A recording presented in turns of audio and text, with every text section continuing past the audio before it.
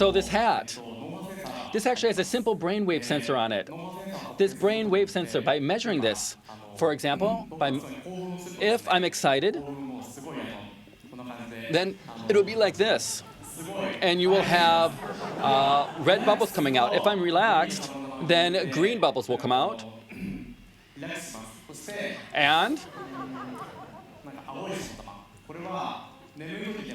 And when I'm sleepy, you can see it'll be blue. For today, I actually wanted to have all of you have put on the same type of hats. And then, for example, if I'm bored, if I have a boring discussion and maybe all of you are bored, maybe you would get tired and then you would have bubbles coming out of your hats. But what I found out was that I'm always, I measured my brainwaves and that I was always so excited. So the bubbles were always coming out, which is why I'm actually doing manual operations right now.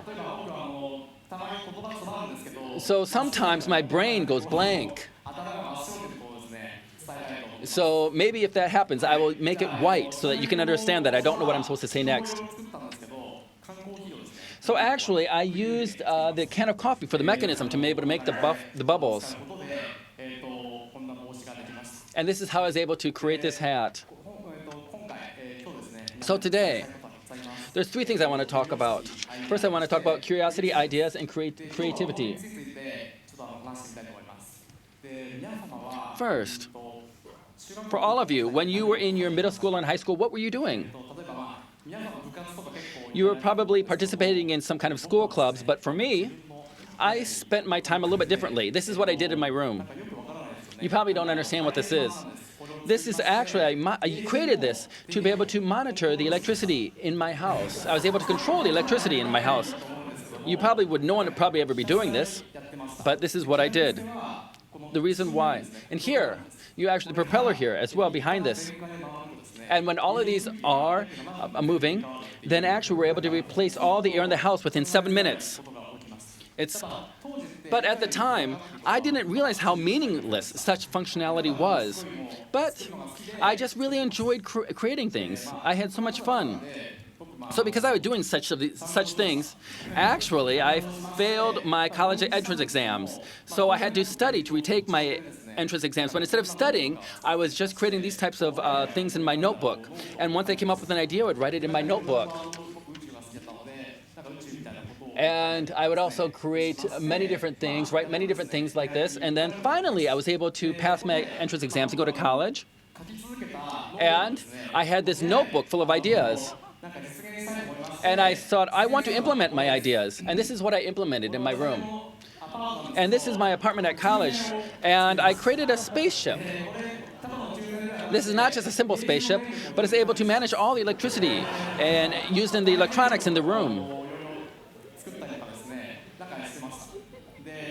So this is what I was doing. I also like music. So I want to make sure that it's not too noisy. So I was able to cancel out noise as well. Or I had a feature phone, and I was able to control the air conditioning or the door, the entrance door. I was able to open that up with the feature phone. Also, I actually had energy generated through sunlight as well. So I was able to have a 250-watt panel outside. And based on this, I was able to spend only 850 yen to be able to, for my electricity bills, I was really able to lower the amount of electricity bills that I had to, money that I pay for my electricity bills. So I was able to graduate. And then I went to graduate school. And what I was interested in was projection mapping. Right now, projection mapping is very popular. But what I was using was smoke or bubbles or these things which aren't stable.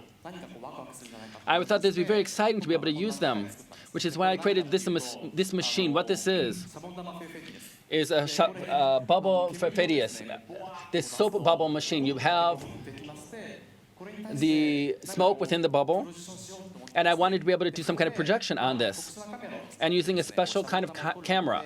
And once it falls down,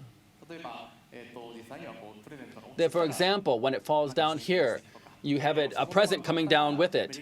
Or you can write Merry Christmas on the bubble. Or you can put smells on as well. So you can have the picture of a rose and the smell of a rose. And actually, this version, the next version of this leads to this hat. And I created this wave sensors on here. For example, Japanese people, we really enjoy cherry blossoms or fireworks, and we really feel this sensitivity to fragility and transience of life. And I thought by having this hat, using these bubbles, I'd be able to share my thoughts with others, and I thought it would be very exciting. So, what I'm doing right now, though, is I've created many different hardware in the past, but I thought the most extreme type of hardware is going to be proteins. And there's a lot of machines out there, but probably in the future, from DNA, we'll be able to get the proteins, and then you'll be able to use this. I thought it'd be great to be able to create these types of proteins by writing down the DNA. And I want to be able to use this for drugs. And what I'm working on right now is like here. For the DNA, you'll be able to create this, and then we're creating anti-cancer drugs. And using robotics or many different types of factors to be able to create these drugs, having us IT and robotics. And these types of robots, you need to have many of robots working together to be able to do this work. And in order to make this work, what I'm currently thinking of is to be able to do it like this hexagon-typed robot. And for example, by making it like a beehive, then you're able to have each of these robots doing tests. And it's going to be like the Giant's Causeway, that you're able to have these many different robots lined up. And each of them create medicine. And that you're able to very quickly accelerate the creation of medicines to match what the people needs. And the thing that I really want to talk about today is that for ideas, you need to have creation for ideas. And I want to make things like breathing. But for ideas, how can you come up with ideas, is what I was thinking about. And where do ideas come from? It's curiosity. There's a very famous Mr. Disney, Walt Disney. He said that ideas come from curiosity, and I can agree with this. And for curiosity, everyone has their own curiosity.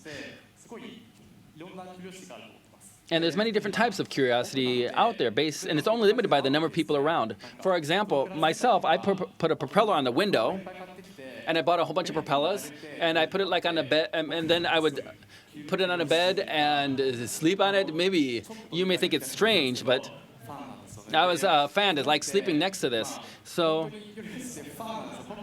I really enjoyed this. I'm a not fan, but fun.